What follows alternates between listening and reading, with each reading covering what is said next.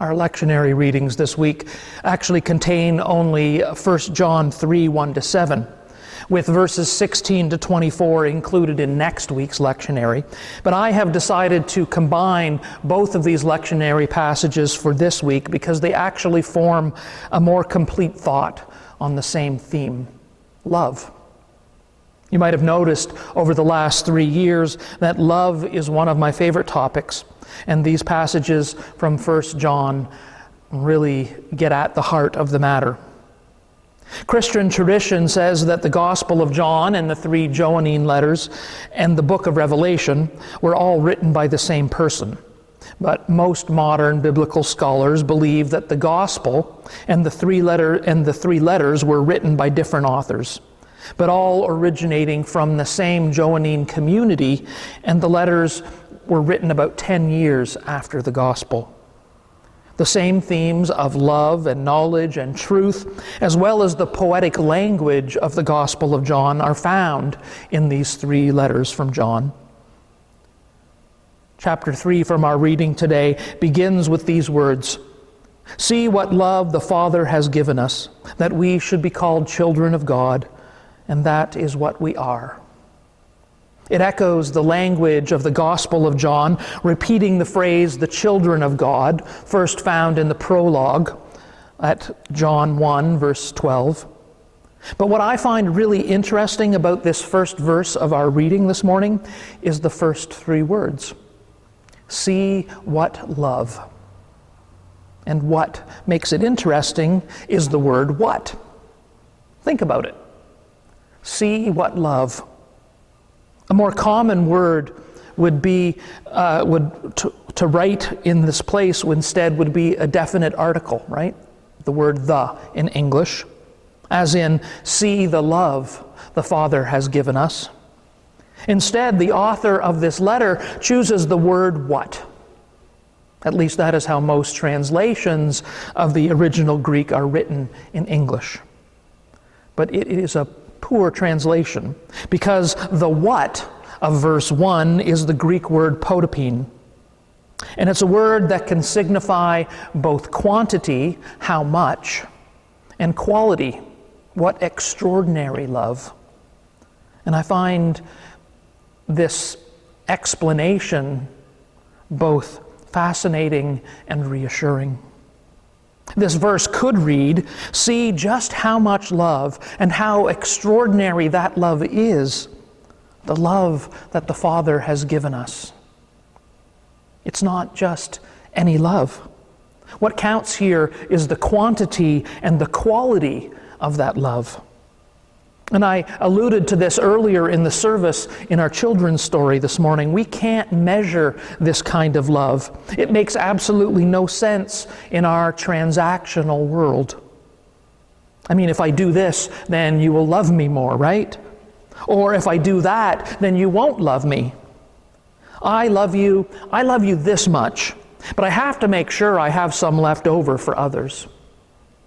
I'm sorry, but I have to take some of my love back so I can give it to this person. If you gave me more love, I would likely give you more back. All of those things sound a little crazy, don't they, when we say it out loud? But that is actually how our world works. We are a transactional culture. We keep track, we count, we save, we spend, we charge interest. And sometimes, especially if we're honest with ourselves, sometimes our love begins to take on that transactional nature. And when it does, can we really call it love? 1 John 3, verse 16, again recalls John's gospel and that great text where Jesus sets the command to love one another in the even greater context of his own revelatory sacrificial love. I give you a new commandment, that you love one another. Just as I have loved you, you also should love one another. It is here where the communal love for brother and sister is placed in the context of that redemptive love that Christ shows for all of humankind on the cross. 1 John makes the same connection between our love for each other and Christ's love for us in verse 16. We know love by this, that he laid down his life for us, and we ought to lay down our lives for one another. In this verse, we glimpse the depth of this gift, the gravity of the demand that Christ is making.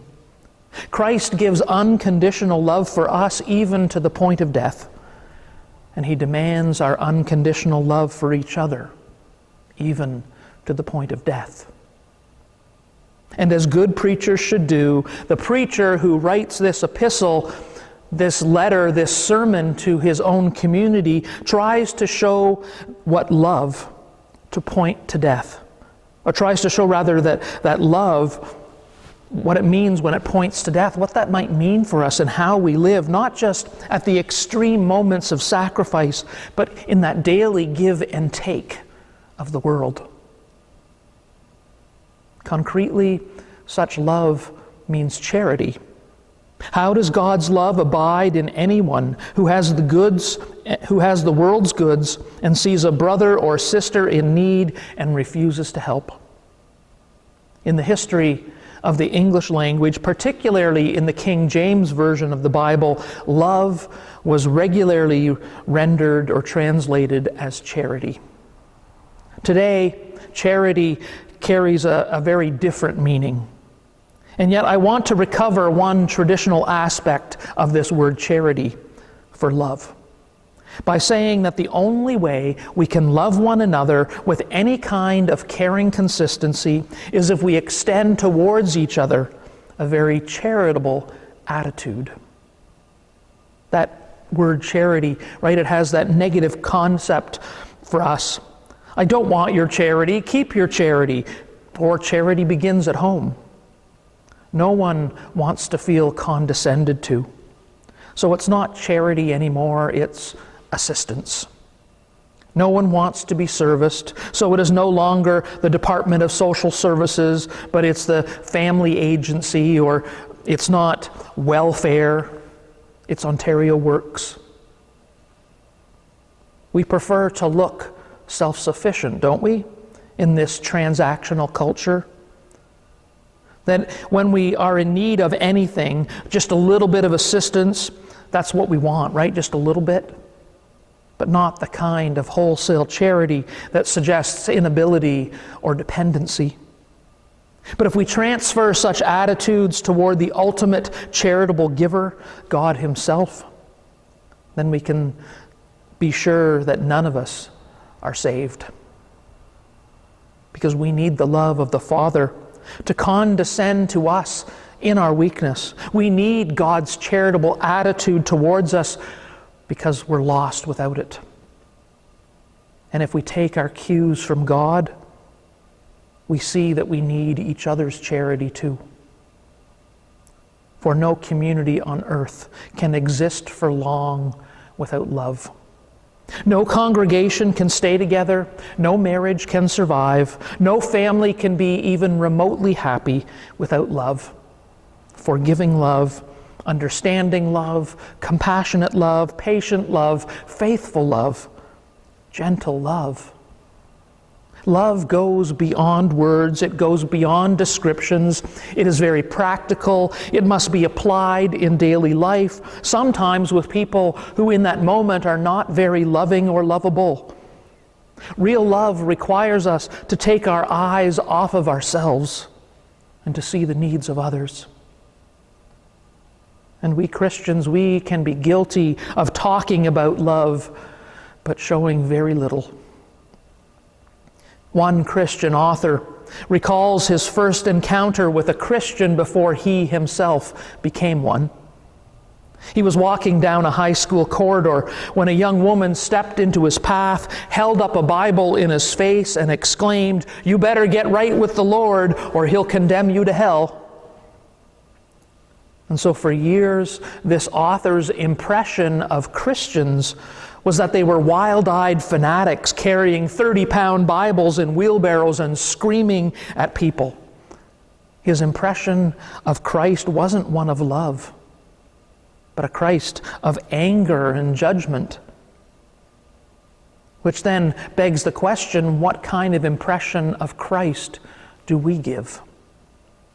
Loving, caring, concerned for people and their needs?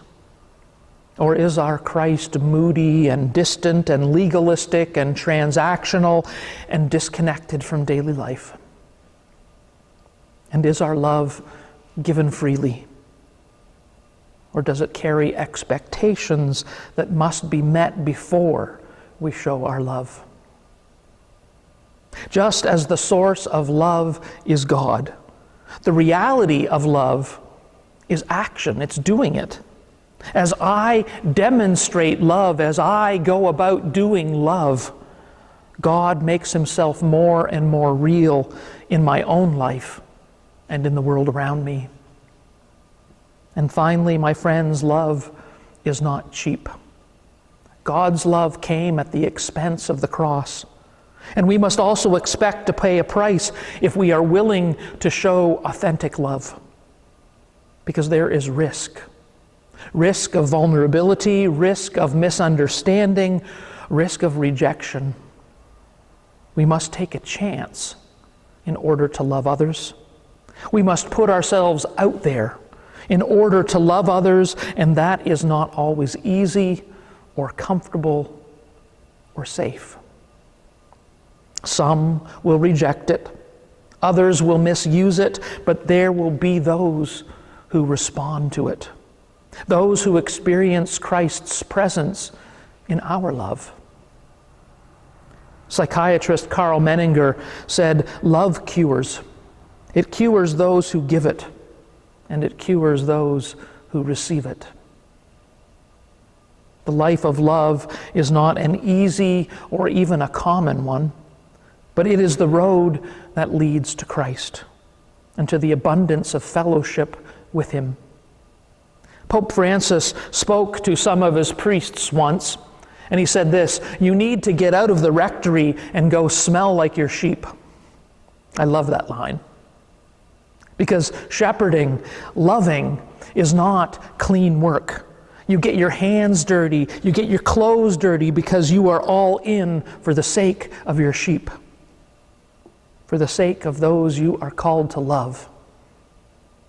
I like to think that God smells like us.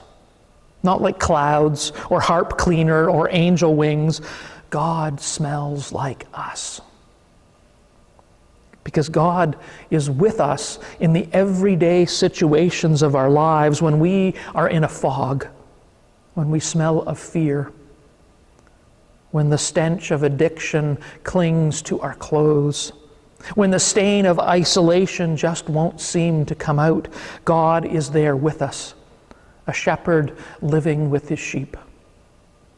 And if we truly want to exemplify God in our lives and in our world, if we want to be people of truth and action as 1 John describes, then we too must smell like our sheep.